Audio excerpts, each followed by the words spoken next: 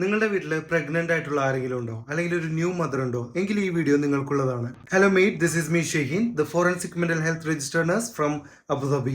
നിങ്ങളുടെ വീട്ടിൽ ഒരു ന്യൂ മദർ ഉണ്ടെങ്കിൽ അവർ ഏറ്റവും കൂടുതൽ ആഗ്രഹിക്കുന്നത് ഓസ്ട്രേലിയയിലേക്കോ അമേരിക്കയിലേക്കോ ട്രിപ്പ് പോകാനല്ല, അല്ലെങ്കിൽ മേല് മൊത്തം കുറെ ഗോൾഡ് ഇട്ടിട്ട് സന്തോഷമായിട്ട് വീട്ടിലിരിക്കാനും അല്ല.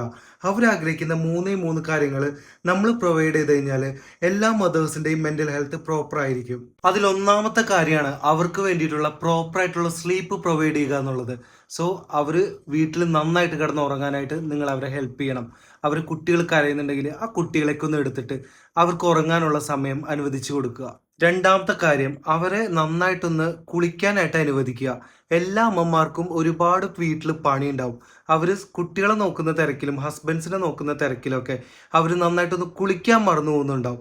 അതുകൊണ്ട് അവർക്ക് നന്നായിട്ട് കുളിക്കാനുള്ള കുറച്ച് സമയം അനുവദിച്ചു കൊടുക്കുക.